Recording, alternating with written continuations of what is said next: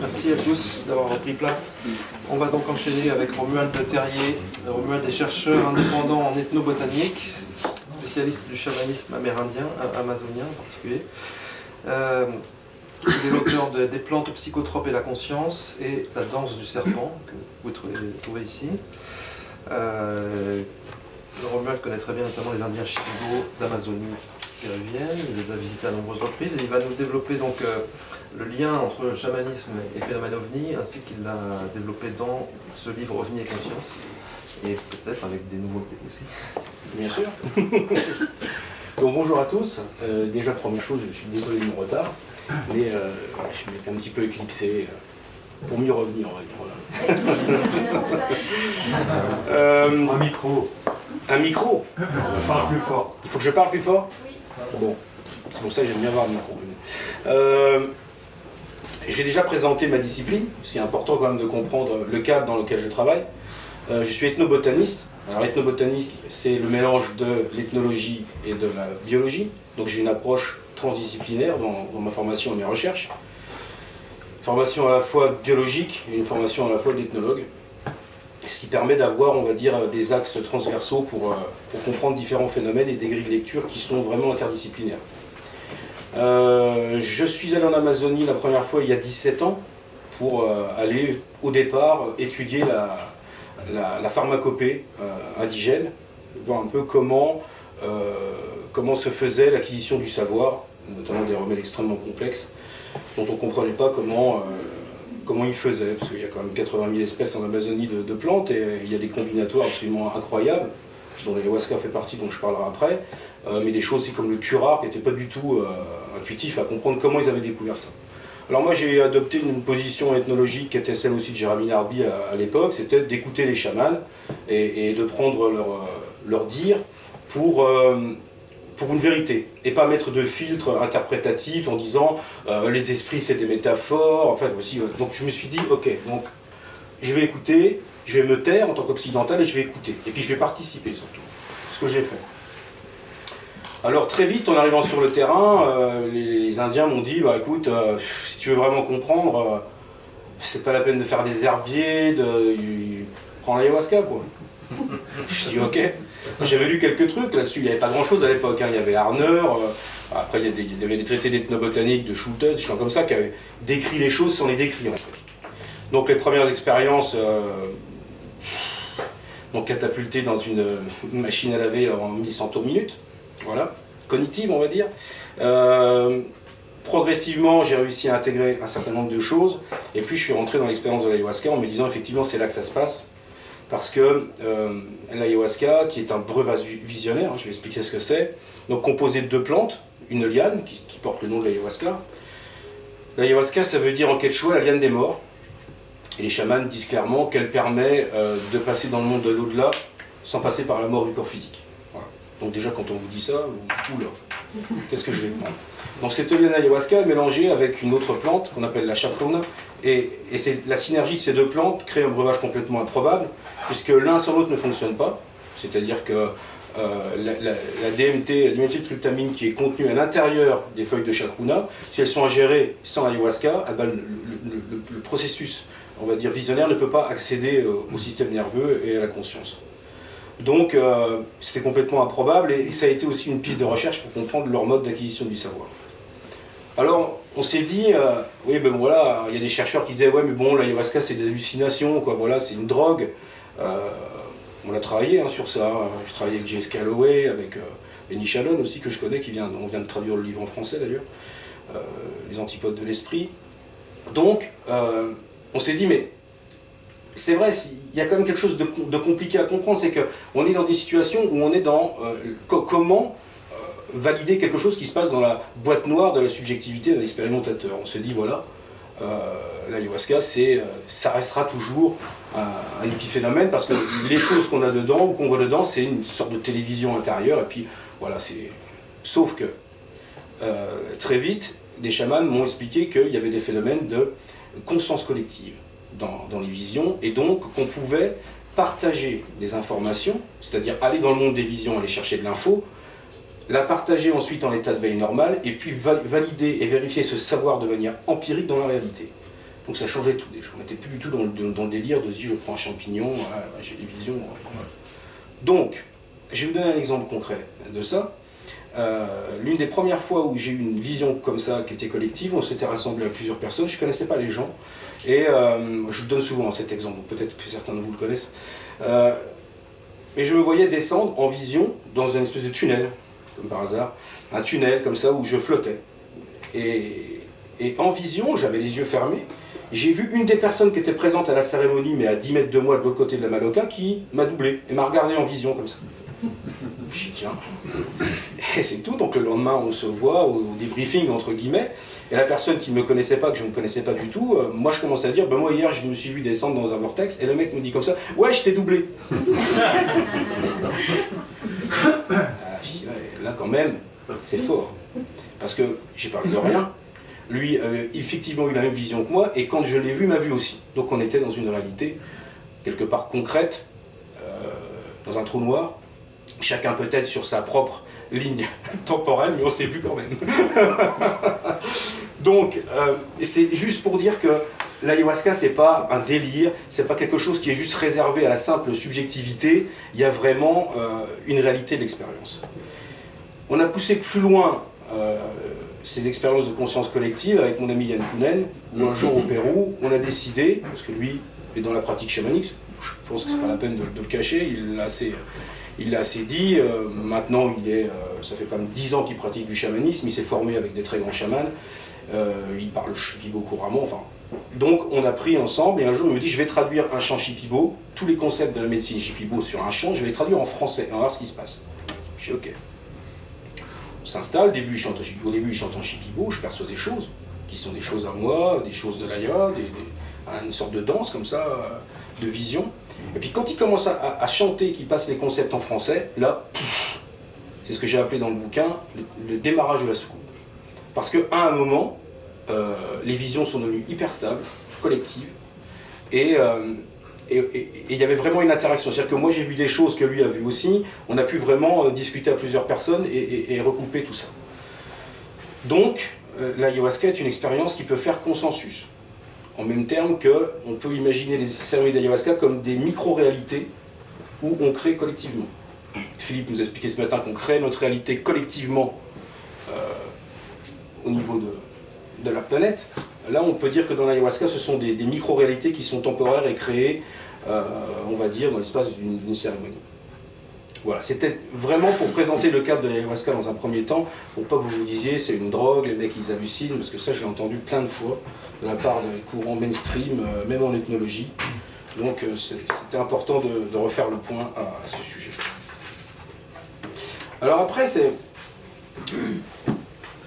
de la jungle aux étoiles. C'est comme ça que j'ai intitulé ça, parce que qu'est-ce qui a pu à un moment m'amener d'une collecte de plantes à me retrouver à parler d'extraterrestres, d'ovnis, et de me dire que l'ayahuasca était une sorte de télescope végétal, un Hubble assez extraordinaire, via l'introspection. Et c'est parce que j'ai rencontré des chamans.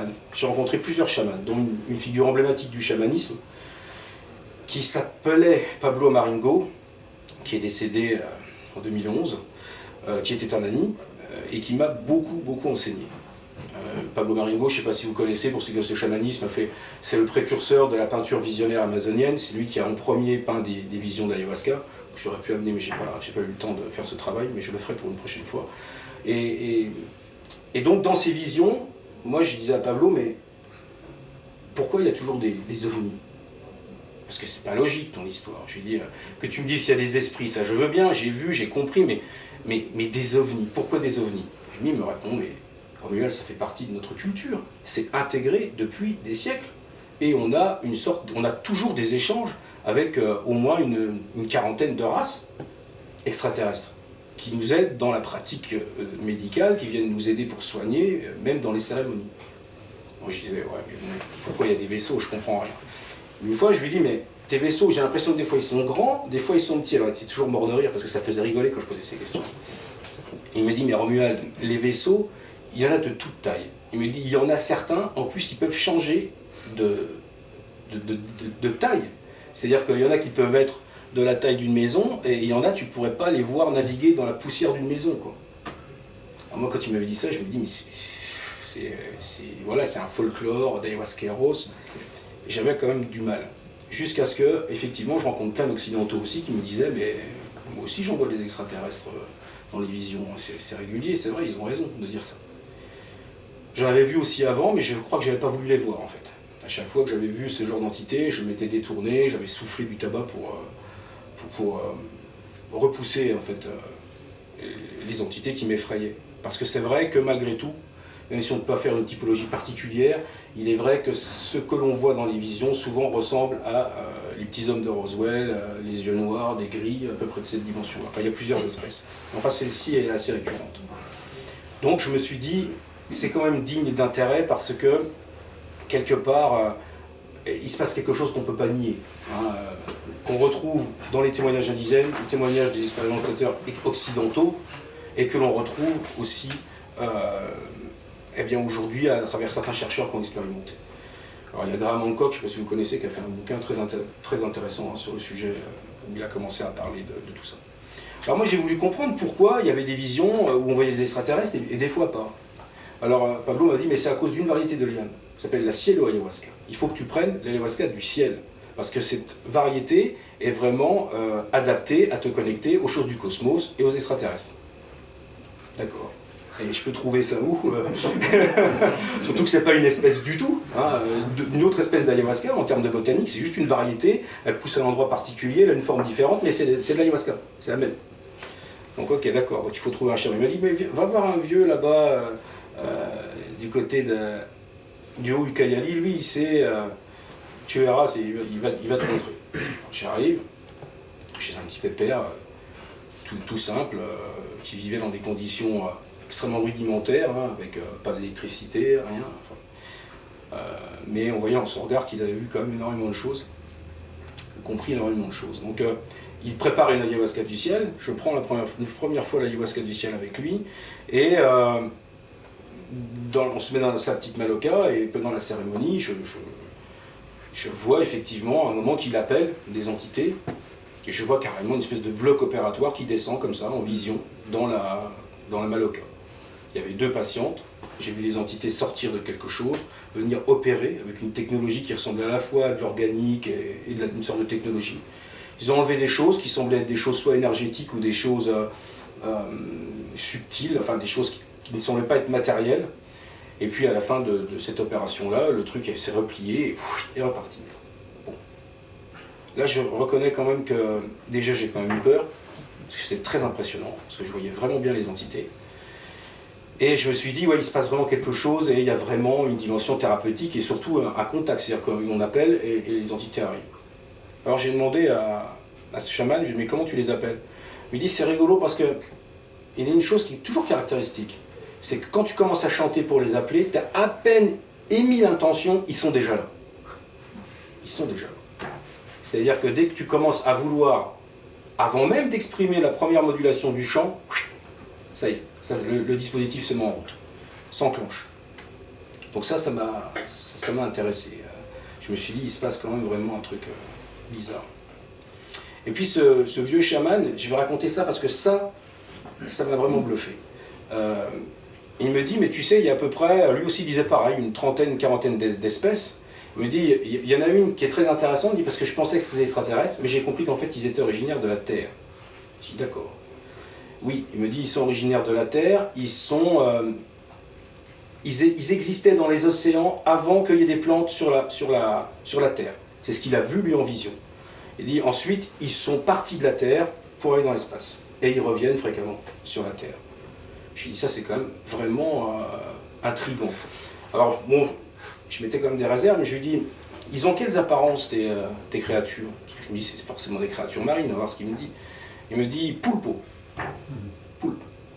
Et quand on sait qu'avant que les plantes colonisent, donc à l'Ordovicien, avant que les plantes aillent sur Terre, donc à l'Ordovicien, il y avait beaucoup d'espèces de céphalopodes qui ont disparu aujourd'hui et qui peuplaient l'océan. Il y avait une vie extrêmement riche dans l'océan de l'Ordovicien. Pourquoi ne pas imaginer que pendant des siècles, des millions et des milliers d'années, une autre vie ait pu évoluer dans les océans et quitter? À l'échelle du temps géologique, c'est parfaitement jouable. Et en tout cas, ça ça collait parce qu'en plus on dit souvent que les céphalopodes ont une intelligence, parmi les animaux marins, une intelligence développée et surtout une aptitude technique, puisque l'appréhension avec les tentacules a été bien prouvée par des éthologues. Donc voilà, ça c'était une aparté, mais j'ai trouvé ça troublant parce que ce petit vieux dans la forêt, lui il n'avait pas vu Abyss, hein. Il n'avait pas vu le film. Donc il a quand même relaté quelque chose d'assez extraordinaire, qui pourrait être cohérent en termes de biologie ou de période du temps de l'évolution. Donc voilà, donc ça c'était juste pour évoquer ça. Alors l'ayahuasca du ciel, effectivement, connecte à l'espace. J'en ai fait plusieurs fois l'expérience avec des voyages dans le cosmos, des visions de galaxies, d'objets célestes comme des pulsars, des galaxies de différentes formes, des vues aériennes de certaines planètes. Enfin, c'est assez étonnant comment ça se produit parce qu'en fait, du magma visionnaire, donc il y a des patterns qui apparaissent comme ça structure des motifs, et puis à un moment, ça ouvre. L'ouverture, vraiment, il y a un concept vraiment d'ouverture, quelque chose s'ouvre. Il n'y a pas forcément de déplacement. Hein, on ne sent pas vraiment qu'il y a un tunnel, on sent vraiment, bouf, il y a une émergence, quoi. Tac, on accède dans un autre monde et on peut percevoir cet univers. Alors là, pour le coup, c'est le cosmos lointain, et des fois, c'est avec d'autres espèces de lianes, ou variétés de lianes, ça peut être d'autres choses, le corps humain, ou la vie, la biologie. Alors j'essaye de vous faire un peu un panel des choses que j'ai écrites dans le livre sur la conscience et les ovnis. Alors je n'ai pas expliqué comment j'en suis arrivé en fait à être un contributeur de ce livre, je peux le faire rapidement avant de continuer. C'est qu'en fait, Fabrice Bonvin, donc c'était au tout début, ça devait être en décembre 2013 qu'il m'a contacté, en me disant, voilà, il y a ce projet de faire un livre sur les ovnis et la conscience, et effectivement, il avait lu les travaux de Rick Strassman sur les prises de DMT et la vision d'entité qui faisait penser justement à des aliens aussi. Il m'a dit, est-ce que tu crois qu'il y aurait des pendants dans le chamanisme, notamment avec l'ayahuasca, est-ce que ça t'intéresserait de faire ce projet? Ça tombait bien, j'avais de la matière, donc je lui ai dit, mais bien sûr, j'en suis. Je fais partie du projet d'office, quoi. Ce qui a été vraiment une belle aventure, qui n'est pas terminée d'ailleurs, parce que quand on voit aujourd'hui comment toutes ces idées maintenant convergent, celle de Philippe, les miennes, celle de Philippe Solal, tous les contributeurs de l'ouvrage, et puis même, je pense, après, d'autres voies des sciences aussi qui peuvent se raccrocher. Donc voilà comment j'en suis arrivé de la jungle aux étoiles, on va dire.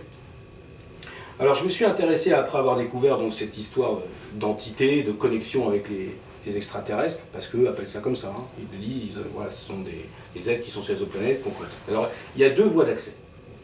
Et il y a des technologies, il y a des civilisations qui ont, très pragmatiques, qui ont pris conscience des problèmes de l'espace et qui passent par l'intériorité, c'est-à-dire par introspection d'une sorte de web cosmique, c'est-à-dire que c'est une espèce d'internet intérieur auquel le chaman se connecte via les plantes ou l'introspection et arrive à se connecter à des entités. C'est le mode le plus fréquent. Et puis il y a des civilisations qui ont quand même développé une technologie pour pouvoir se rendre physiquement d'un endroit à l'autre. C'est ceux qui ont créé des machines. Et les machines sont dans les visions bien tôle et boulon. C'est bien des machines. Pablo me l'a confirmé, d'autres chamans me l'ont dit, non, c'est des machines. Complexes, mais c'est des machines. Et donc, à partir de ça, je me suis dit, mais voilà, il faut comprendre après ce qui se passe dans la relation avec ces objets et le mode d'accession à cet univers.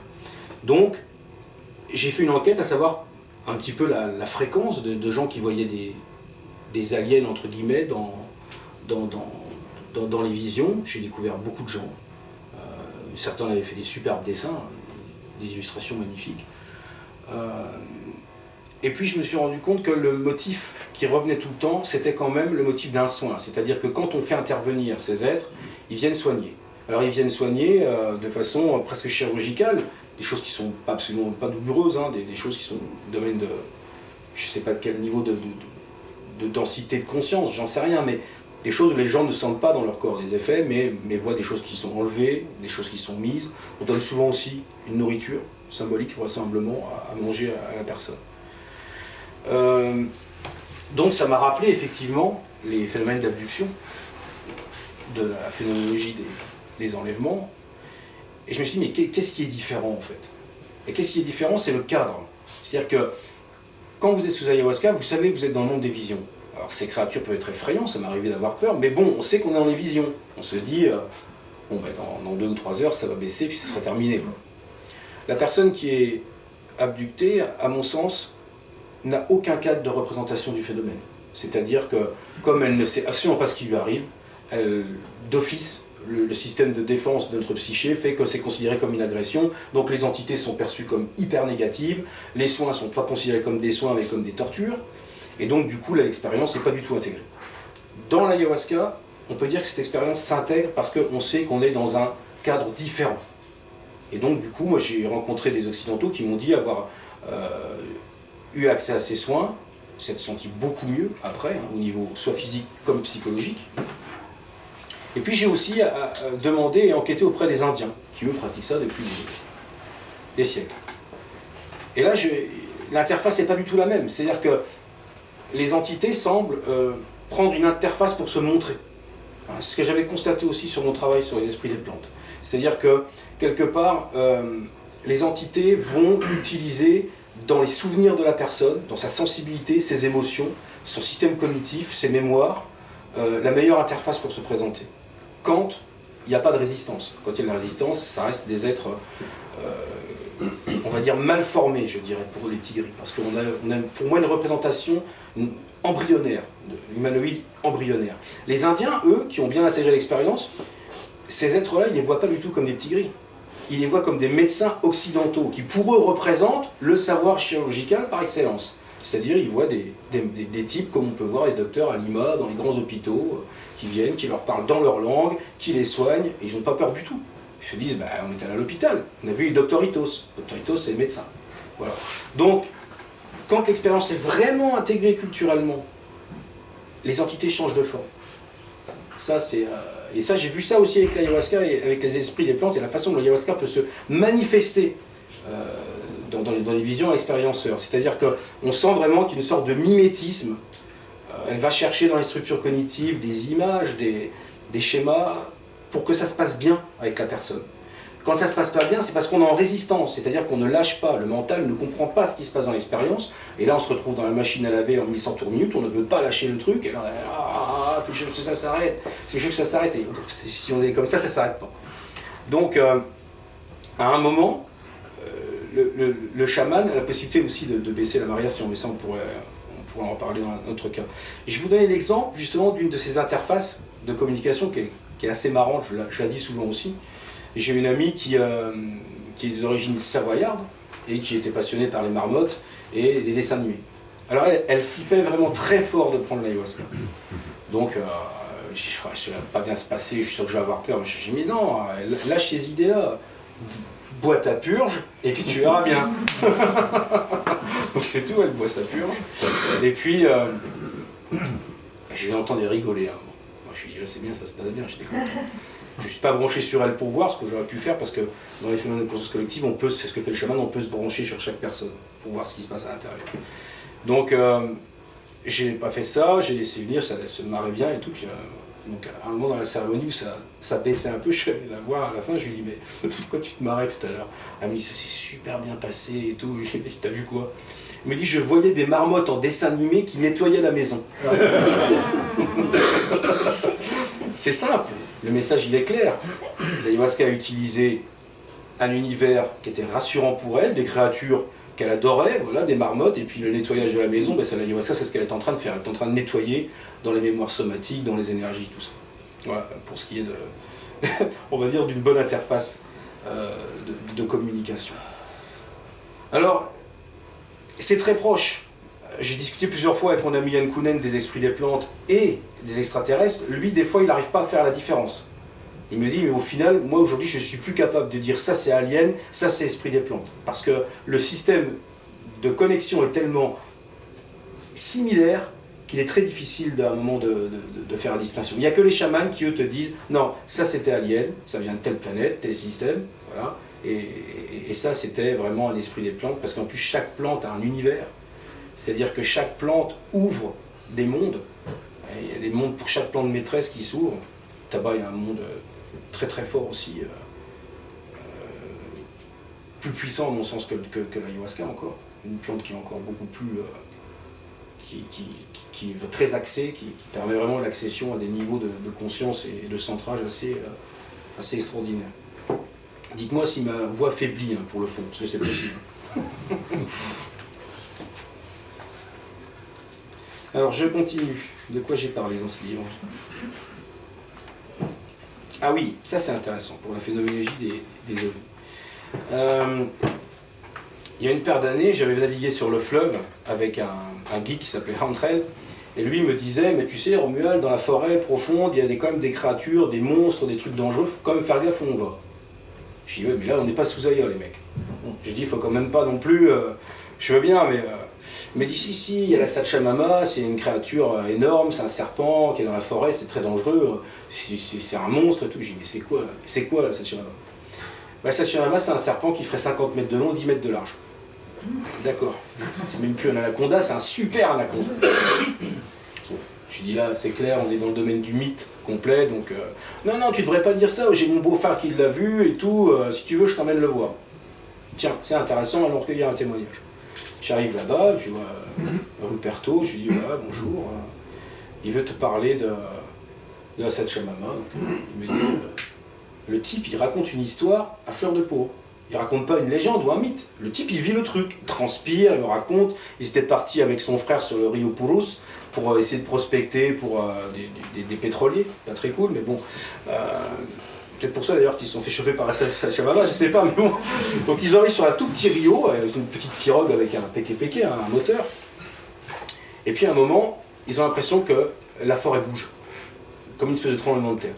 Et ils regardent dans la forêt et il y en a un premier qui voit un truc énorme qui bouge dans les arbres, qui semble faire du mimétisme.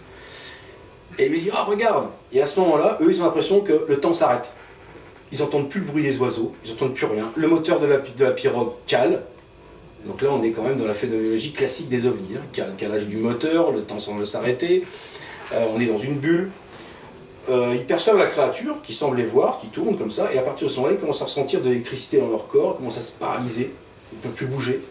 Alors il y a un des frères qui a la présence d'esprit de se mouiller le visage, pour ça d'attraper de l'eau et pour se mouiller les yeux parce qu'il a regardé la créature qui commence à le figer en fait. Et là, il réussit à redémarrer la pirogue du moteur et ils se barrent tous les deux comme ça, sans regarder derrière. Et eux ils disent, moi j'ai vu à Sachamama. Alors je sais pas ce qu'ils ont vu, mais il semblerait que cet être-là ait laissé des traces. Il y a un village à Nuevo Tacna par exemple, où toute la population était hystérique, terrorisée. Ils avaient dit qu'ils avaient vu cette créature-là. Ils sont venus en hélicoptère, les autorités péruviennes, et ils ont vu quand même qu'il y avait une tranchée dans la forêt de 100 mètres de long, 10 mètres de large, et il n'y avait pas de bulldozer à proximité pour faire ça, quoi. Donc, on est encore dans la même phénoménologie que les ovnis, et on est dans quelque chose qui peut être mythique, mais ces mythes ont quand même le pouvoir de se matérialiser physiquement dans la réalité et d'y laisser des traces concrètes. Voilà. Donc, je me suis dit, qu'est-ce qu'il y a derrière ça? Parce que le phénomène ovni, c'est autre chose. Là, on a un autre phénomène qui est similaire dans sa manifestation, mais qui est vraiment interfacé avec la culture métisse et indienne. Donc je me dis, est-ce qu'on n'a pas, au mieux de parler de réalité, c'est ce que je dis dans du serpent, est-ce qu'on ne devrait pas plutôt parler d'un concept de réelle entité?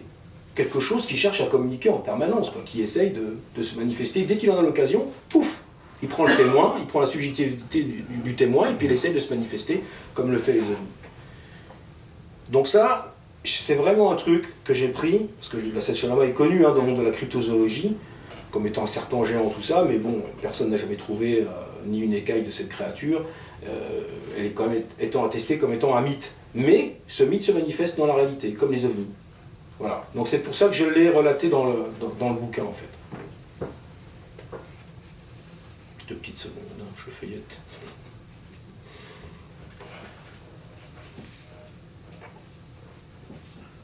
Bon, les Yoshi, on va pas en parler, hein. Ça sera un peu long.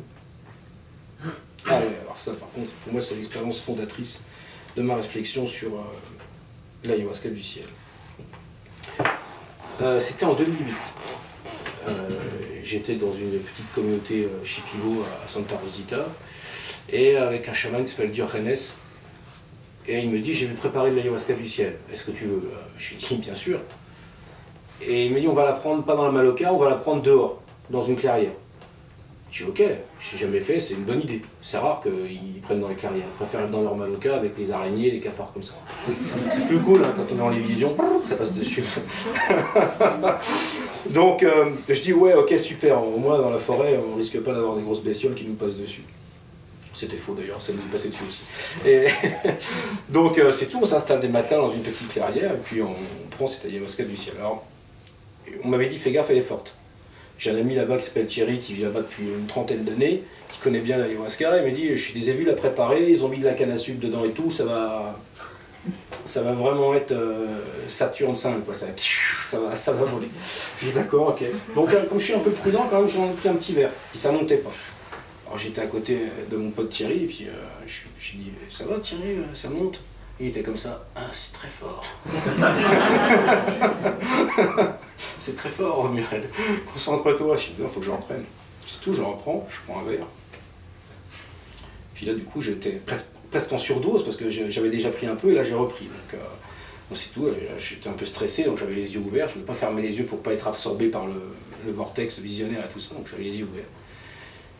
Et puis c'était magnifique, le spectacle était surréaliste parce qu'on voyait super bien les étoiles et il y avait plein de petites lucioles qui dansaient comme ça dans les arbres. Le spectacle est inoubliable.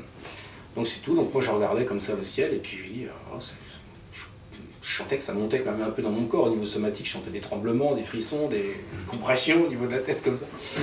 Et à un moment je vois vraiment un truc qui arrive sur le côté, là, dans la cime des arbres, une espèce de machine, mais en même temps une espèce de machine comme une image, comme une espèce de mandala qui tournait avec un être humanoïde au milieu. Donc je vois ce truc qui vient et qui approche comme ça, mais qui repart à moi. J'ai dit, oula, ça commence là, effectivement ça commence à avoir des effets. Donc je regarde vraiment fixement le ciel étoilé, puis à un moment je vois une étoile qui se met à briller un peu plus que les autres et puis qui descend comme ça. Qui descend pour se mettre à peu près à 6 mètres au-dessus de moi dans la clairière. Alors je fais ça comme ça, je me décale comme ça. Et je vois que le truc est relié à une espèce de fil. Et je dis, c'est pas possible. Là, ce n'est pas possible. C'est-à-dire que le ciel est à des milliers de kilomètres, les étoiles sont à des millions de kilomètres, et le truc est descendu, relié à une espèce de fil éthérique, et c'est à 6 mètres au-dessus de moi. Donc c'est tout, je me calme, parce que mon ami qui était à côté de moi, Thierry, me dit, oh, calme-toi, tu bouges trop, concentre-toi. C'est tout, je me concentre, tout, je regarde le truc. Et je commençais à vociférer, je me dis, mais c'est pas possible, c'est la caverne de Platon, on nous ment, c'est une illusion, tout est un délire complet, quoi. Je me dis, calme-toi, Roméo, s'il te plaît. C'est tout, je regarde. Et là, je revois le truc qui revient, là. L'espèce d'UFO humanoïde, mandala, là, qui vient, et qui se met à peu près 4 ou 5 mètres au-dessus de moi. Il y en a deux, il y en a un deuxième qui arrive, que je vois comme ça. Et il y a un truc qui sort, une espèce de petite structure, comme une sphère un peu dorée, qui tourne sur la lune très vite, et qui descend très près de moi. Et je tends la main, comme ça, je l'attrape. Je l'ai comme ça dans la main. Enfin, la vision, hein, dans la main, comme ça. J'ai les yeux ouverts, je vois le truc, c'est magnifique. Je suis en béatitude complète, je dis c'est superbe, c'est un canot du ciel, c'est extraordinaire. Je fais comme ça, je l'applique tout d'un coup, plaf, ça rentre dans mon cerveau. Alors, à partir de ce moment-là, je suis obligé de m'allonger, parce que arrive un torrent de vision avec une célérité incroyable. Je supplie pour que ça s'arrête. Tu dis, mais je vais mourir. Il y a trop d'informations, quoi. Je suis connecté à un flux d'informations.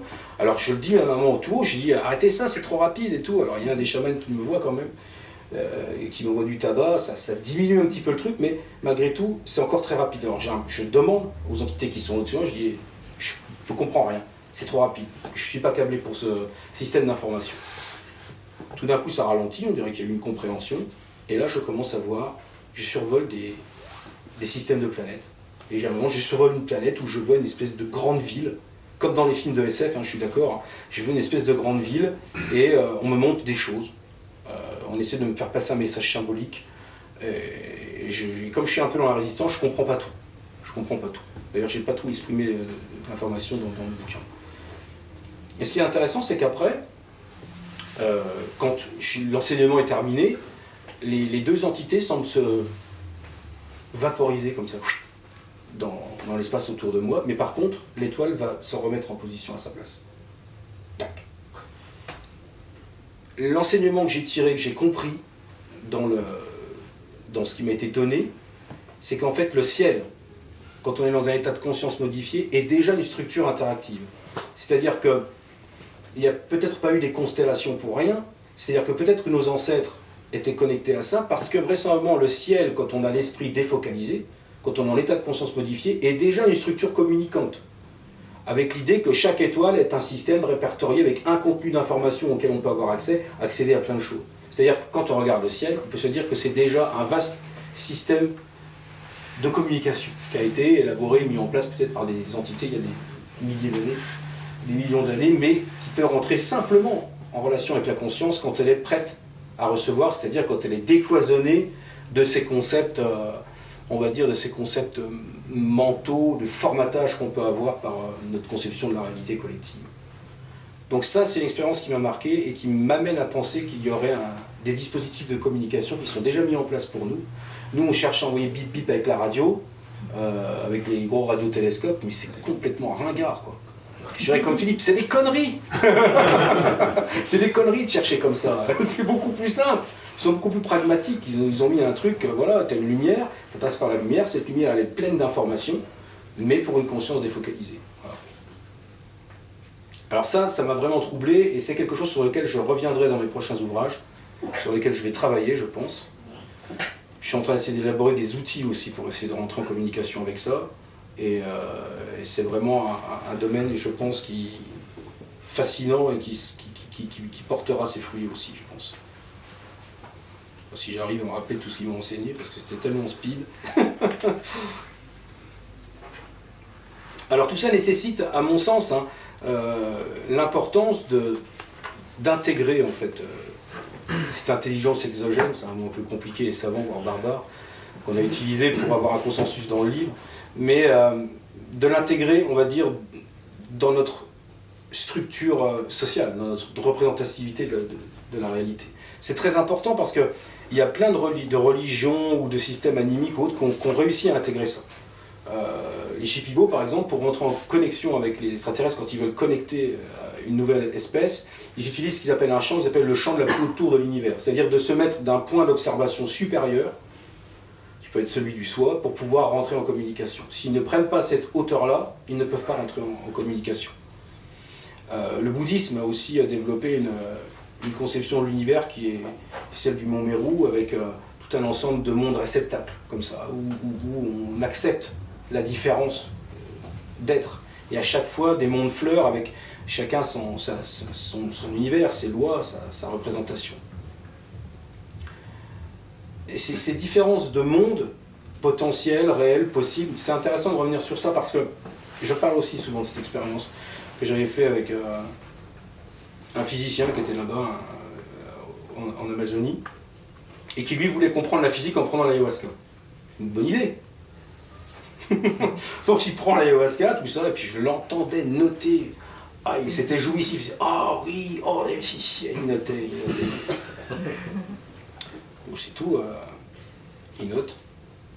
Et puis le lendemain, il était en effervescence. Ouais, j'ai découvert une nouvelle physique, elle m'a montré comment fonctionne l'univers. Tu sais, je lui dis, ok, il t'emballe pas trop quand même.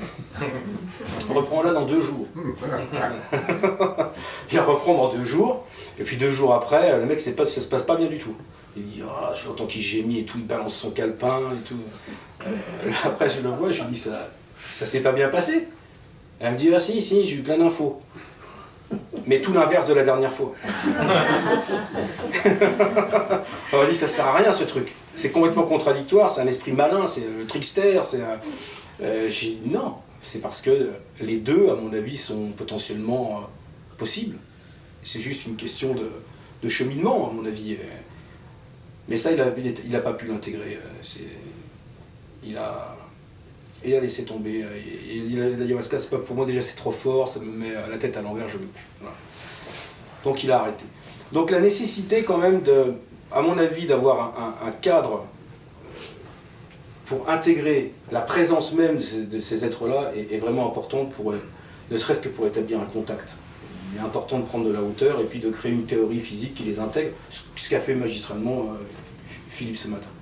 Franchement, pour ceux qui étaient là, je pense que vous avez constaté j'ai pas pu le dire tout à l'heure, là je vais le dire là quand même, on a vraiment vécu un moment pour moi qui est historique dans la compréhension de cette nouvelle physique qui fera date, parce qu'il y en a tout simplement des traces, et puis que nous, on va en parler autour de nous, mais qu'il y a déjà au moins des traces, des enregistrements qui circuleront et qui, je suis sûr, font date dans l'histoire parce que c'était limpide. Voilà. Alors justement, à mon tour d'arriver sur la rétrocausalité. Parce que c'est comme ça qu'on s'est connu avec Philippe. Moi, je lis la route du temps, et puis je le lis, le livre, et alors, au début, je me promène avec Philippe, comme nous tous, ceux qui ont lu la route du temps, dans les montagnes, chez lui, là-bas, que je connais maintenant. Je fais une belle balade, et puis je me dis, ce livre est vraiment étonnant. Puis à un moment, j'arrive sur des concepts que je commençais, moi, à entrevoir avec les Indiens. C'est-à-dire l'idée d'une conscience rétroactive, ce que moi j'avais appelé à l'époque la rétrocognition. C'est-à-dire vraiment la possibilité pour les chamans de rétroprojeter de l'information du futur dans le passé. Parce qu'en étudiant on va dire, le déroulement initiatique des diètes et comment ça se passe au niveau des chamans, on s'aperçoit que leur vie est ponctuée de synchronicité. À partir du moment où ils se mettent dans le mode de la diète, ils sont dans une espèce de parcours synchronistique tout le temps. Ils ont des synchronicités qui les guident. Il y a une circulation entre l'état de rêve, la réalité, le monde des visions, la réalité, le rêve, tout ça, ça se met à circuler dans une espèce de tout hyper cohérent.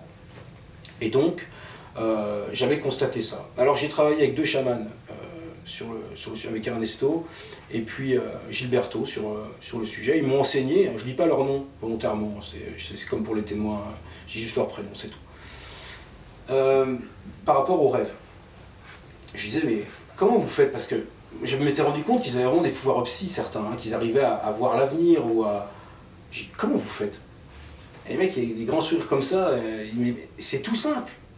Et c'est tout simple. Je vais t'expliquer, qu'il me dit comme ça un jour.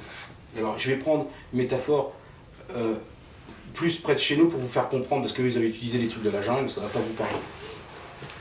Donc, en gros, voilà l'histoire. Il me dit, mais les rêves sont malléables. On peut envoyer de l'information dedans, à partir du futur. Je suis d'accord, alors expliquez-moi. Il me dit, c'est simple, par exemple, alors là je vous la fais occidentale. Par exemple, tu vas rêver cette nuit, ou tu as rêvé cette nuit plutôt, que tu voyais quelqu'un en costard blanc. Tu dis, tiens, c'est étonnant, un costard blanc. Tu sors, tu vas dans la rue, tu te balades au bout de 3/4 d'heure, une demi-heure, une heure. Tu rencontres un mec en costard blanc dans la rue. Tac! Tu repenses à ton rêve. Quand tu repenses à ton rêve, tu rétroprojettes l'information qui va modeler le rêve quelques heures avant, dans la nuit d'avant en fait. C'est ce qu'ils m'ont enseigné. Et ils m'ont dit, c'est comme ça que ça se passe. C'est extrêmement malléable. Et c'est pareil pour le réel. Il est aussi flexible. C'est un travail spécial de la mémoire. C'est-à-dire qu'à un moment, le biais, c'est le hasard. C'est hyper important. Et c'est là où Philippe a mis dans le mille. C'est-à-dire que le hasard, c'est comme une espèce de pluie de hasard. Voilà. La conscience agit sur le hasard. Il y a une information qui sort. Donc, cette information, quand elle est revérifiée, ça revient par un détour de l'espace-temps, agir sur ce hasard qui est là et redonner cette information. Donc ça ouvre des portes absolument vertigineuses pour plein de domaines. On peut utiliser, à mon sens, la rétrocausalité pour des thérapies. Imaginez-vous quelqu'un qui est gravement malade et qu'on arrive à lui prouver là, à l'instant où on lui dit qu'il est gravement malade, qu'il va survivre. Et qu'on lui apporte la preuve. Cette preuve va le guider vers sa guérison, va densifier sa guérison et lui permettre de survivre. C'est-à-dire que quand on a conscience et quand on arrive à naviguer consciemment avec ces synchronicités, qui sont des systèmes de pilotage, comme un GPS dans la réalité, on peut accéder à un niveau pas de contrôle du réel, mais en fait on comprend que le diable, on dit c'est le hasard, c'est-à-dire le hasard, c'est ce qui peut nous faire nous tuer en voiture dans 1 heure. On dit c'est le hasard. En fin de compte, le hasard, c'est pas le démon, c'est vraiment la panacée, à mon sens. C'est par là que s'exprime justement le contrôle de la réalité, la réinformation de la réalité. Voilà. Et c'est sur ça que je veux terminer mon intervention, et vous laissant le choix de me questionner. Voilà. Merci à vous.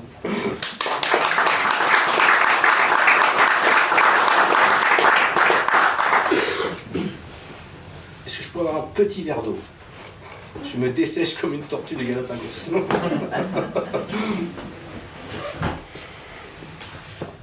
Bon, si vous avez des questions. En tout cas, j'ai donné soif apparemment, c'est déjà bien. C'est pour revenir à ma question d'hier. Oui, vas-y, je t'en prie. Est-ce qu'il faut spécialement introduire un produit spécifique ou être dans la diète pour rencontrer des phénomènes? Il y a différentes voies d'accession, on va dire, à cet univers-là. Moi, j'ai parlé une fois avec un ethnologue qui était allé travailler chez les chamans Tamang au Népal, qui lui avait travaillé uniquement avec des maîtres du tambour, et lui connaissait aussi bien le monde de l'ayahuasca, puisqu'il avait pratiqué avec des chamans Shipibo. Il m'a dit, je suis retombé dans les mêmes univers. C'est clair, même chose.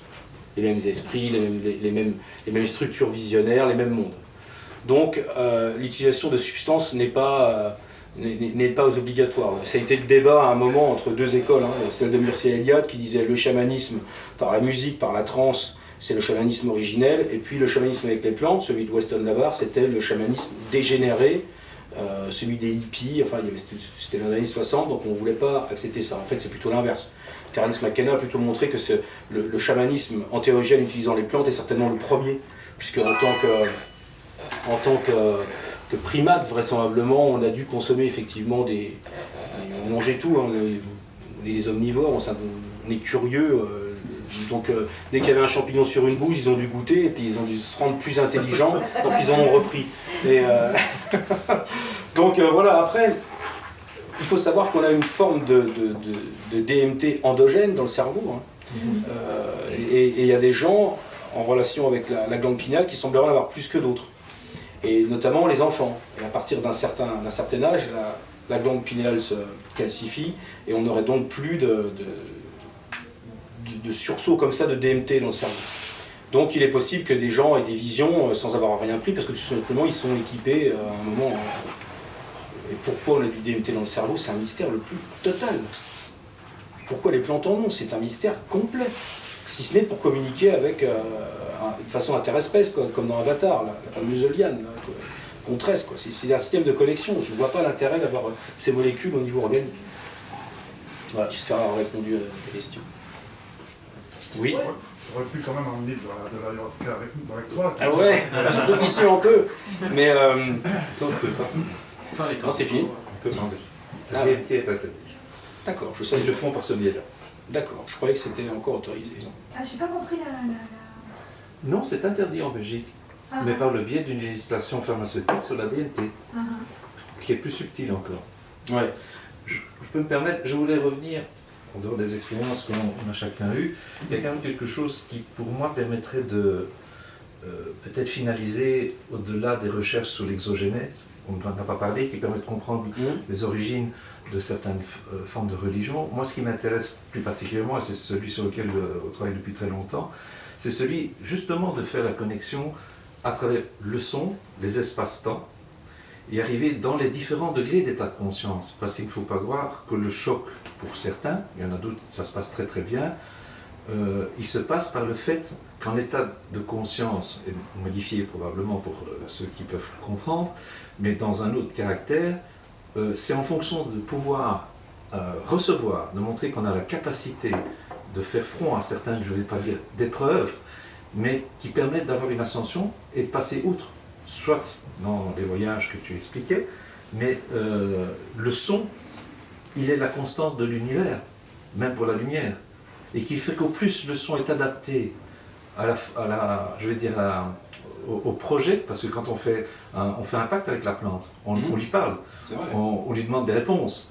Et il y a des choses inattendues qui arrivent et qui sont parfois formatées d'une manière déstabilisante ou déroutante. Mais le son, au niveau des différentes pratiques chamaniques qu'on a sur notre planète, si on les fusionne avec des rituels bien particuliers et qu'on participe à titre individuel avec un instrument de musique qui nous est propre, on arrive à développer une sorte de moteur de recherche en fait.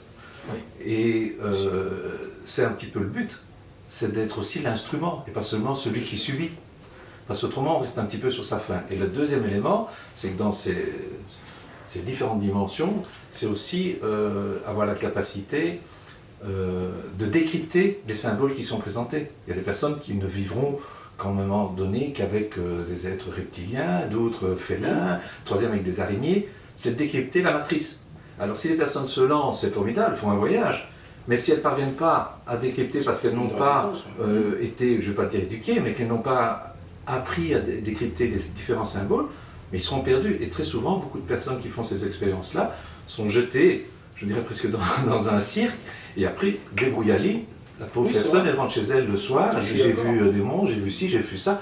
C'était quoi? Oui, ça m'a parlé, j'ai ressenti. Mais s'il n'y a pas non seulement au-delà du mode d'emploi les explications de texte, mais c'est très joli, on a été voir un beau film de science-fiction. Donc c'est un petit peu l'accident sur le coup qui pourrait arriver. C'est tout le problème, entre guillemets, des diètes initiatiques, aussi d'occidentaux qui sont allés se former et qui se sont rendus compte que quand ils parlaient des visions aux chamans, les chamans ils s'en foutaient. Voilà. Ils disaient, mais je m'en fous de tes visions. Est-ce que tu as bien vomi? Voilà. Est-ce que tu as bien purgé? Parce qu'il n'y a que ça qui compte, parce que pour eux c'est la thérapie, quoi. C'est une thérapie. Après nous, les occidentaux, on est des adorateurs de l'image, donc forcément les visions nous fascinent, mais pour les chamans, ce sont voilà, vraiment des êtres, des relations, des outils, mais ils ne sont pas dans la fascination qu'on peut avoir de l'image et de la connaissance qui en sort. Moi, on me demande souvent si l'ayahuasca, il y a une dépendance à l'ayahuasca. Non. En termes de drogue, ce n'est pas une drogue, puisqu'il n'y a pas de dépendance. Par contre, on peut être dépendant à l'expérience, à la connaissance qu'il y a dedans. Et à cette espèce de se dire, ouais, ce soir, je vais encore vivre Star Wars, j'y retourne. Voilà. Et ça, c'est effectivement un danger. Après, les grilles de lecture des Indiens par rapport à l'expérience, leur culture, il y a un encodage aussi, qui sera différent du nôtre, à chaque fois. Même d'un chaman à l'autre, il peut y avoir des teintes différentes d'expérience. Tu vois, ça c'est... Il y a un truc qui est assez troublant chez Jacques Mavie, par exemple, à Takiwazi. Il y a des phénomènes dans l'ayahuasca d'exorcisme. Il fait des exorcismes. Et tous les autres Indiens dans la forêt, ils ne savent pas ce que c'est. Non, ils ne se connaissent pas. Il ne s'est pas intégré dans leur truc. C'est parce qu'il fait un encodage syncrétique de l'expérience. Donc, il y a des saints, il y a des démons. Eux, pour les Indiens, pas du tout. Donc, des phénomènes de possession dans l'aya, eux, ils ne connaissent pas. Ça leur parle même pas. Ils disent, bah, nous, on n'a pas ça. Il n'a pas de chance d'avoir ça. Parce que nous, on n'a pas ça. Oui. Il y a une nomenclature qui s'installe de plus en plus, et c'est expérimenté au Portugal, où des Américains participent à des festivals, ont tout un vade-mecum de tous les produits qui étaient utilisés pour aider les jeunes à mieux accéder à la spiritualité. Vous en pensez quoi? Pas du bien. Honnêtement, quand je suis allé là-bas il y a 17 ans, la première fois, il n'y avait pas eu encore tout ce courant voilà, de gens qui sont un peu allés par effet de mode, ou aussi des fois, il est vrai, par vraie conviction, par vraie démarche. Après, il y a plein de gens du New Age qui sont revenus dans ça, et je peux vous dire que moi j'en ai vu un paquet de perchés, de mecs qui s'habillaient en blanc, les colliers avec les graines, et moi je suis chaman, mon frère, et machin, et puis au final c'était juste pour faire du blé en Europe, à faire des cérémonies où ils gagnaient 1 000 € la soirée, ou 2 000 ou 3 000 € la soirée, et puis moi je vois pas l'intérêt de ça. Et puis quelque part, à un moment, malheureusement, ça se paye toujours de réagir comme ça. Surtout avec les plantes de vision. Donc je dis pas que tout le monde est dans cette logique-là, il y a des gens très sincères que je connais, mais il y a aussi plein de perchés que j'ai rencontrés où franchement j'ai pas envie, quoi. J'ai même pas envie de parler, de discuter, ça m'intéresse pas. Et comment expliquer à nos jeunes? C'est difficile parce que déjà, est-ce qu'on a besoin absolument à ce que tout le monde prenne ses plantes? Je suis pas sûr. Il y a d'autres moyens, il y a d'autres approches. Chez nous, elles ne sont pas intégrées culturellement dans une pratique rituelle. Et c'est ça qui est important, il faut qu'il y ait un cadre rituel. Si c'est juste pour se dire « Ah, ce soir j'essaie le laya », et ça n'a pas vraiment de sens, même si on a un questionnement. On n'a pas la structure, c'est ce que je disais tout à l'heure dans ma conférence, on n'a pas ce modèle intégratif, on va dire, de ces expériences-là. Voilà. Et donc, ouais, si les mecs font ça dans les boom festivals ou des choses comme ça au Portugal, dont j'ai entendu parler, et ça me fait penser aux trucs de hippies qu'il y avait. J'ai rien contre les hippies du tout, hein, mais moi je suis un scientifique. Hein, donc il y a plein de choses que, parce que je ne suis pas encore peut-être assez ouvert d'esprit, je n'arrive pas à entendre. Voilà, et par exemple, puisqu'on est dans le domaine de l'ufologie, le crop circle, pour moi, j'ai jamais pu accorder du crédit à ça. Pour moi, ce sont des artistes qui font ça. Voilà, je ne pense pas que ce soit la terre qui utilise. Alors, Margot m'a montré l'histoire des trucs qui sont cassés sur le blé et tout, j'y arrive pas. Donc c'est des résistances, on a chacun des résistances. Peut-être que dans 20 ans, je dirai autre chose par rapport à ça. Mais voilà. D'autres questions? Oui. À la vue de ce que tu expliques, les animaux totems, par exemple, dans la culture amérindienne, est-ce qu'on pourrait les voir comme des intermédiaires? Parce que là, on parle d'endogène, exogène, comme s'il y avait une frontière. Et ces esprits totémiques, on pourrait les voir comment à la lecture? C'est pas des ovnis, c'est-à-dire qu'ils ne sont pas de l'autre côté, parce qu'ils sont utilisables effectivement dans la vie courante. Et pas que... Mais ça, on est dans une autre tradition. Là. On est plus dans les traditions qu'a utilisé Harner, donc la pratique du chamanisme avec différentes strates de monde, le monde d'en dessous, le monde du dessus. Les animaux totems, oui, bien sûr qu'ils ont une existence en tant qu'entité. On en a discuté ce matin justement avec quelqu'un qui est ici dans la salle, il m'a demandé par rapport à ça. Et à un moment, dans le rituel de Harner par le tambour, ou par la parole, le thérapeute va demander à la personne d'imaginer un accès au monde d'en bas, souvent un tunnel, un lieu sombre. Ça, c'est l'imaginaire. C'est-à-dire qu'on se met à fabriquer consciemment l'accès à cette image. Mais cette image, quand on la construit, elle est déjà contaminée, entre guillemets, et c'est pas le bon mot, parce que contaminée, c'est négatif. Mais on va dire qu'elle est co-construite avec autre chose que l'imaginaire, avec l'imaginal, qui est l'imaginaire indépendant. Et à partir de ça, il y a un espace intermédiaire, que d'ailleurs les soufis ont très bien décrit, notamment en Iran, au Moyen-Âge et à la Renaissance, ils ont beaucoup travaillé sur ça. D'ailleurs Henri Corbin, le philosophe, a fondé le terme d'imaginal par rapport à ces textes, où il y a un espace intermédiaire où, disaient les soufis, le corps se spiritualise et les esprits se corporalisent. C'est-à-dire où à un moment, l'imagination qui fabrique et l'imagination vraie, authentique, imaginale, fusionnent. Et à partir de ce moment-là, on peut effectivement être connecté à ces animaux totems qui peuvent devenir des guides, à qui on peut demander de l'énergie, du soutien, de guider nos vies, parce qu'ils sont dans ce domaine, de parler de Philippe tout à l'heure, ils sont à un niveau supérieur de la réalité. Donc ils voient les fils des vies, et ils peuvent agir, donner des conseils, donner de l'énergie, donner des rêves qui vont permettre de faire un choix, parce qu'on peut faire des choix avec des rêves aussi. Voilà. J'espère avoir répondu le mieux que je peux. D'autres questions? Comment es-tu arrivé à aller faire une expérience à l'UHK? C'est un appel que tu as reçu ou c'était juste une expérience à la base? Au départ, c'est vraiment... je suis arrivé à m'intéresser au chamanisme en ayant étudié Jung, en fait. C'est-à-dire j'ai étudié les archétypes, le monde imaginal, tout ça, donc je lisais Corbin et tout, je me suis dit, il y a quand même, effectivement, il semble avoir une réalité de l'âme, et le chamanisme semblait vraiment le montrer clairement dans ce que je pouvais lire dans la littérature. Et puis je suis tombé un jour sur le texte de Harner, où là je me suis dit, ouf, ça dépasse demain la meilleure des science-fiction que j'ai jamais lu, quoi. Donc, voilà, après il s'est organisé l'opportunité d'un voyage au Pérou, de terrain, de recherche, et puis j'ai essayé là-bas, quoi, après. Mais je suis pas allé en me disant je vais prendre l'ayahuasca. Et dans ton quotidien, à l'heure actuelle, qu'est-ce que ça a changé d'avoir fait des expériences comme ça? Ça change profondément la vision du monde. Si on a une vision comme ça, elle devient comme ça.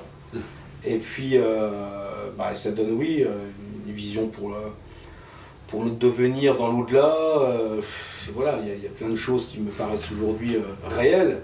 Alors que moi, quand j'avais 15, 16, 17 ans, j'étais complètement athée. Parce que je pense que la spiritualité me faisait peur. Je faisais partie des gens, en fait, qui étaient athées, je pense. Et j'avais des amis qui étaient comme ça aussi, parce qu'ils ne voulaient pas forcément avoir des comptes à rendre à une entité après la mort, ou voir des démons, ou des trucs qui pouvaient faire peur, machin. Il valait mieux pourrir dans un trou, et puis basta, quoi. C'était assez négatif comme vision du monde. Heureusement, elle a changé. Et donc tout ça, voilà, il y avait un cheminement qui m'a permis de changer ma vision des choses. J'étais vraiment, vraiment athée. Je m'engueulais des fois avec des religieux. Je me souviens, je me suis engueulé avec des témoins de Jéhovah que j'avais fait rentrer. Ils avaient un bouquin sur l'évolution. J'ai cassé leur bouquin sur l'évolution. Je me suis engueulé avec eux. Je me rappelle, ma mère était furieuse parce que j'étais presque arrivé aux mains à les mettre dehors. Enfin, avec une bonne sœur aussi, une fois, je m'étais vraiment pris la tête. Enfin, bref. Donc après, voilà, j'ai revu tout ça en vision en plus. L'ayahuasca m'a montré ça. Elle m'a dit, et là, c'était pas bien ce que tu as fait, tu n'as pas écouté. Donc, Sans jugement vraiment, hein, mais m'a montré les choses. Parce que l'ayahuasca ne juge jamais, elle montre les choses. Voilà. Pour le cheminement, voilà. Oui, moi j'ai une question. La thèse de Jérémy Narby, là, donc, qui a proposé en fait que c'était l'ADN des plantes qui communiquaient avec le chaman. Qu'est-ce qu'elle vaut selon toi? Est-ce que Narby continue à la défendre aujourd'hui? Comment est-ce qu'elle a évolué? Alors, Narby, il la défend plus vraiment aujourd'hui. D'ailleurs, il a pris un peu de recul par rapport au chamanisme amazonien parce que il a vraiment... moi, je ne connais pas Jérémy personnellement, mais je connais des gens qui le connaissent très bien.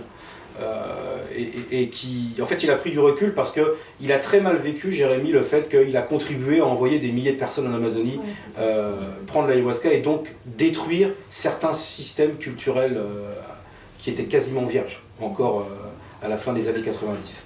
Donc ça, il l'a très mal vécu. Et puis, la faille, à mon avis, de son livre, c'est pas tant les visions à caractère biologique, parce qu'elles existent, ces visions-là, mais c'est d'avoir voulu expliquer l'expérience de vision par le biais de la biophotonique. C'est une erreur.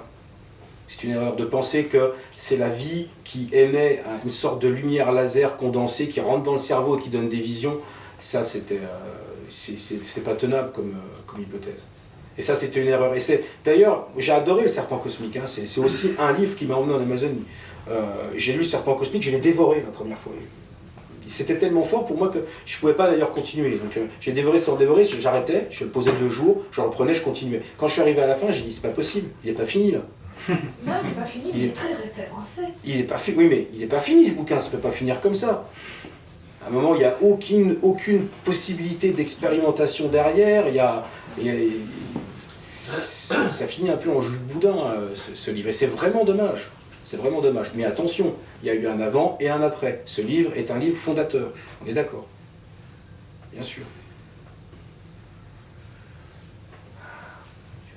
Petite question, non? Allez, lancez-vous. Je vais reprendre sur les terres. Je pense encore du festival d'absurdité. Obsédé avec ça. C'est une obsession. C'est absurde. Je ne peux pas dire que c'est une obsession, mais bon, voilà quoi. Parce qu'on parle de chaîne ADN de Jérémy Hardy. Il a été hardi quand il l'a dit, mais c'est ça. Oui. Mais bon, soit. Et j'en viens me poser la question que ça a des liens avec la nomenclature qui s'installe, avec les festivals, tout ce qui est produit. Je le regrette. Pardon? Je le regrette, ça. Moi aussi, hein, je le regrette. Hein. Mais je m'interroge aussi à ce que nous avons dans l'alimentation à l'heure actuelle. En étant simple, hein, avec l'aspartame et tati et tatata. J'ai pas trop eu de vision avec l'aspartame. Non. Ni avec le ni avec la nourriture bio. C'est une question. C'est bien comme ça. Est-ce que, à ton avis, le chamanisme aurait la capacité, ou comment se situe le chamanisme par rapport aux dérives New Age? Est-ce qu'il n'aurait pas la capacité, justement, d'aller dans le sens inverse? Et le problème c'est que l'homme est un peu corrompu et que même en Amazonie, aujourd'hui, il y a plein de chamans où c'est devenu leur fonds de commerce de recevoir des gens qui arrivent en jean basket, un quart d'heure après, ils ont une tenue chipibo, les colliers de graines, comme ça le lendemain, ah j'ai tout vu, j'ai tout compris de l'univers. Et est-ce que je n'ai pas justement contraire à la pratique? À la pratique et à l'enseignement de base chamanique? Bien sûr que si. Voilà. Bien sûr que si.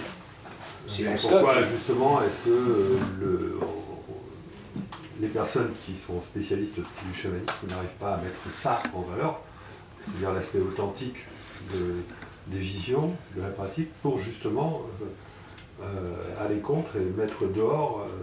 On essaye de le faire, mais après c'est difficile de toucher la liberté individuelle de chacun. Mais ils le disent, parce qu'il y a des concurrences entre eux. Ouais, bien sûr. Ça va mal jusqu'à la mort. Plus que ça, des guerres. Ouais. Moi, je vais en raconter une pour finir, parce que c'est quand même assez... bientôt le nouveau Star Wars va sortir en plus. Ouais. Je fais une cérémonie avec, je ne savais pas, avec des chamans noirs. Donc je m'installe, je prends l'ayahuasca, et puis mon pote Thierry arrive lui 1h30 après, donc j'avais déjà pris. Et puis c'est tout, dans la cérémonie, je trouve que Haute avec son mapacho, il fait des drôles de trucs, quoi. Il n'arrête pas de faire... Toutes les 5 minutes, je dis, qu'est-ce qu'ils font là? Là, je comprends qu'il y a un truc qui n'est pas normal, quoi. Je veux dire, quand ils protègent ou qu'ils mettent une protection avec le tabac dans une maloca, ils font pas la serbacane, les mecs. Donc il se passe quelque chose. Donc les visions arrivent, puis je vois ce qui se passe. Je vois donc les chamans en train de... Il y en avait un qui était complètement par terre, recroquevillé. Au-dessus de lui, il avait comme une espèce de vaisseau qui lui déversait des trucs énergétiques. Il était complètement KO, le mec. Le mec qui avait le mapacho et qui faisait la mitrailleuse avec, il vient chanter sur moi, je rêve la tête, il avait une tête de panthère. En vision, c'est un masque de panthère comme ça au-dessus de lui, puis il avait vraiment pas l'air cool. Le mec recule. Je vois des trucs qui rentrent, alors ce qu'on appelle des virottes ou des tsonsak chez les chouards, c'est-à-dire des fléchettes de lumière comme ça, qui sont des dards chamaniques. J'en ai un qui rentre ici, je le sens rentrer, ça vibre en moi comme ça, je fais « Oh non, c'est pas possible ». Le mec avec le mapacho qui était à 10 mètres de moi se retourne, le voit, il l'aspire comme ça avec son cigare, comme ça, il arrive à me le ressortir, je vois qu'il me le ressort, et puis donc Thierry arrive, il s'installe, puis Thierry qui est originaire de Grenoble, il a son accent, il me fait toujours rigoler. Il fait comme ça, mais les mecs, vous prenez avec qui? Mais je dis, puis il regarde, il fait comme ça. Oh putain, mais c'est pas vrai, vous êtes avec Victor! Mais il vient dans les cimetières, ce mec! Vous êtes fous! Et nous, on ne le savait pas. C'était la guerre des étoiles. Ça canardait de partout. Et moi, quand même, il faut savoir que, suite à cette petite fléchette, j'ai eu un ulcère pendant 2 ans et demi, qu'on n'a pas réussi à résorber quand même. Malgré qu'il l'a enlevé. Alors si elle était restée, qu'est-ce qu'elle aurait fait? Donc voilà, il faut être très très prudent. J'ai appris après que se bastonnait un chaman donc, qui était à Pucallpa avec donc, en allié avec son oncle, avec un autre chaman qui était à 180 km/h. Voilà. Donc annulation de l'espace-temps, tout ça, baston, Star Wars. Voilà. Et je sentais tout dans mon corps. Hein. À chaque fois que l'autre il prenait une bastos, oh, je sentais la vague qui rentrait en moi et tout, c'était absolument... là, pour sentir la force, là on la sentait bien. Côté obscur. Voilà, bah, si vous voulez, on peut finir sur ça, en disant qu'il y a beaucoup de chamans blancs aussi, et qui sont dans la guérison.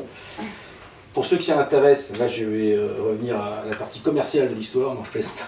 Mais j'ai la danse du serpent, le bouquin, on le trouve quasiment plus, donc j'en ai une paire d'exemplaires ici, si c'est eux que ça intéresse, bah, je ferai un plaisir de faire un 22 au mieux de 27, ce qui n'est pas inintéressant. Merci de votre présence.